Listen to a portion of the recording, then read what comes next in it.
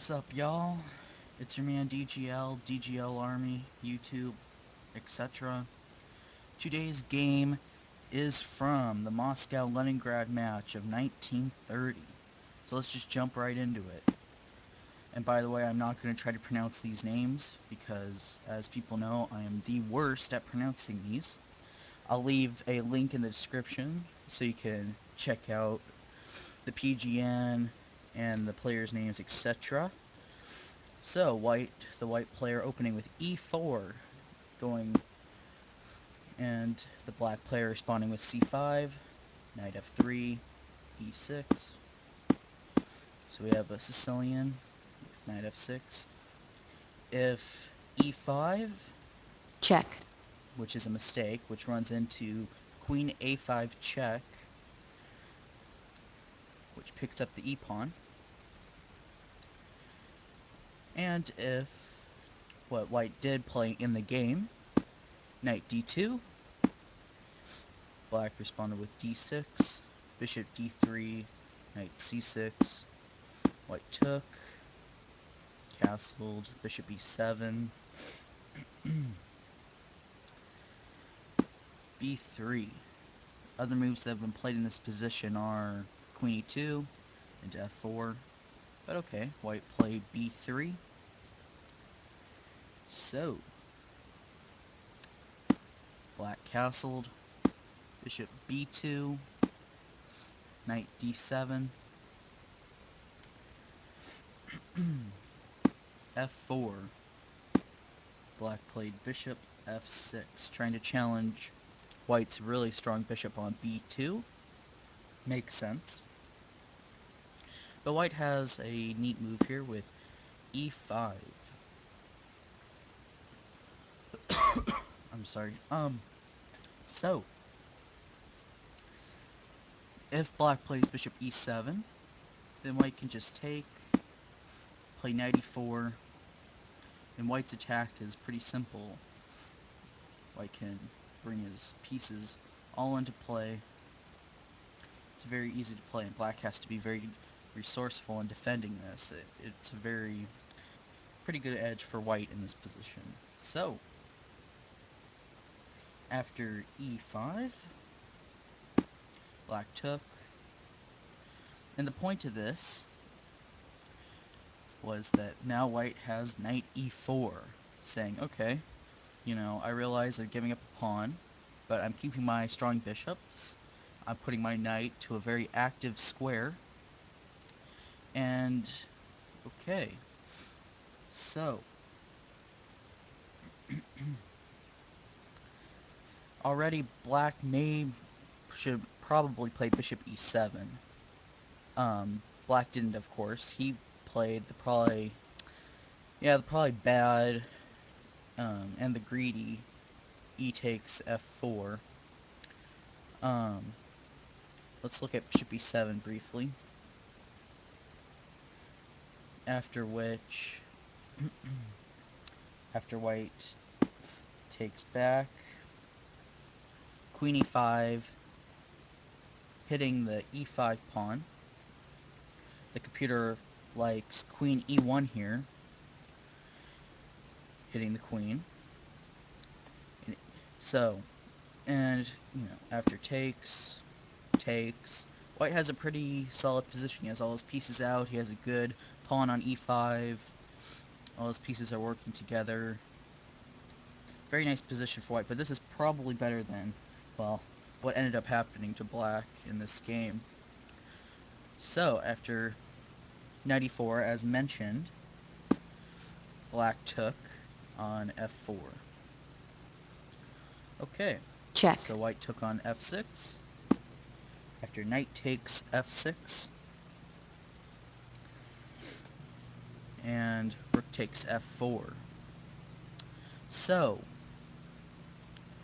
just, yeah, the reason I said that e takes f4 is probably not so good is because, well, let's just take a look at some of black's alternatives here than what he played. Let's say black plays queen d5. By the way, just a note, Note the weak c6 pawn in this position. Also, just take a look at the white bishops. It's just, I mean, just imagine being black and looking at this. Yeah, I mean, dream bishops, you know, Nxf6 would be very happy with all this. Anyway, like I was saying, let's say, oops, not knight d5, first queen d5, of course. Taking a look at this, then white has the very strong rook takes f6, after takes, Check. c5 check, and the only way to get out of queen g4 with this idea is to move this rook. If it goes here, it's pretty simple. Check. Check. Checkmate. Oops, I went a little too far back there, sorry. But that was the idea of that. I can quickly go back to the position. Check. So that was rook e8.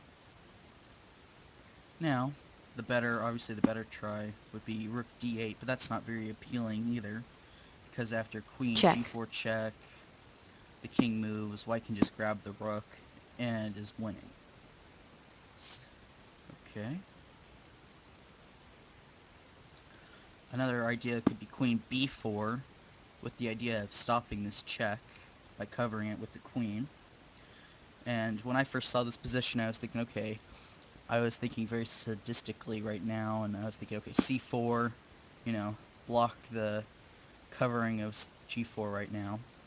But okay, well, looking on this further, I just saw Check. bishop takes h7 check, which is actually leading to mate. Check. Oops. Mate next move. So, queen d5, obviously not the way to go. And, okay, let's take a look at knight d5 now. Then white Check. has bishop takes h7. And if king takes h7, then queen Check. h5, and bishop takes g7. And here, the objectively best move for black is probably f5, but yeah, I mean, black's pawn cover is being completely taken away. I rather like the bishop sacks, to be honest. I've always wanted to do that in an over-the-board game. You probably know my feeling here. You know, you want to just have a great win where you sack 5 pieces in a row and mate. This hasn't happened, but this is why one of the reasons I love this game so much. Okay, so as mentioned, f5 was probably the way to go. If the king takes the bishop, then, well, Friend you departed. could get pretty funky here. There's mate, I believe, with Check. g4. Yeah. And you can get the idea. It's pretty ugly here for black. Leading to mate, in fact. But, okay, let's get back to the position. Okay, so let's say black plays a nothing move with a6. You know, black says, okay, what's your threat here? Do you have anything? Let me see it. Which is usually not a good idea when you're facing strong pressure, but just for kicks and giggles, let's take a look at this. White has bishop takes f6, simple chess. After g takes f6, bishop Check. takes h7. If king takes, queen Check. h5 looks pretty good. And no matter where the king goes, rook g4 followed up is mate. After, in this line, after taking on h7, if, let's say black plays king h8, queen h5, black plays f5, trying to get a little room for the king. Then white has the very strong queen h6, and this is winning with the idea of that. So, I'm sorry.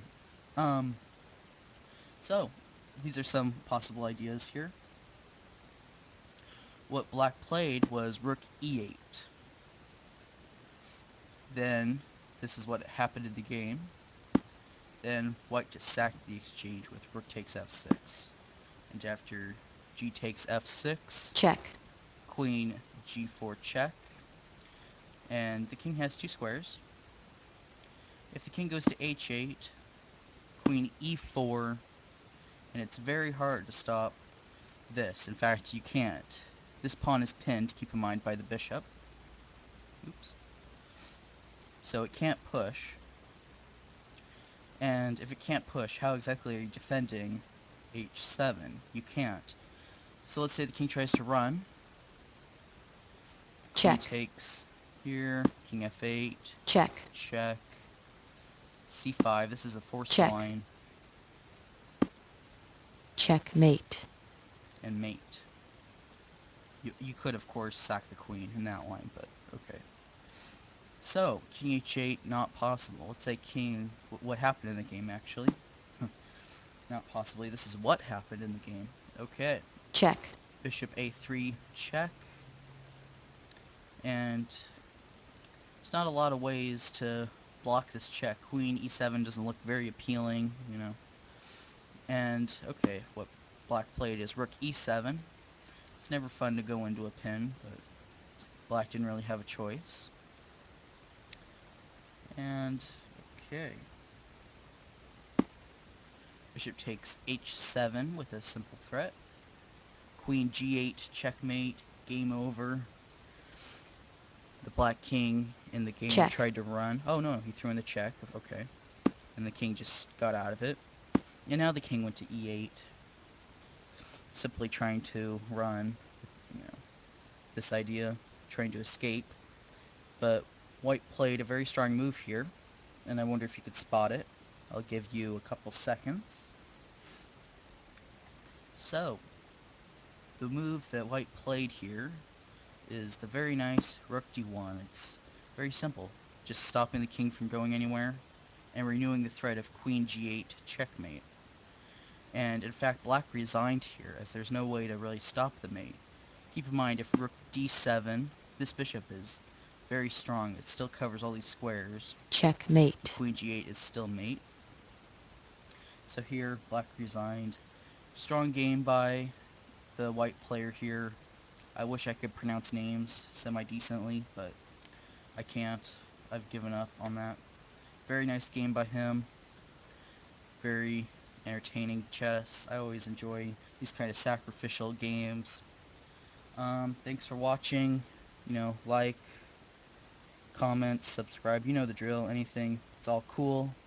Thanks for watching. See you guys later. I'm probably going to go to Chess Cube or something and play some tournaments for you guys. But alright, see you guys around. Peace. Thanks.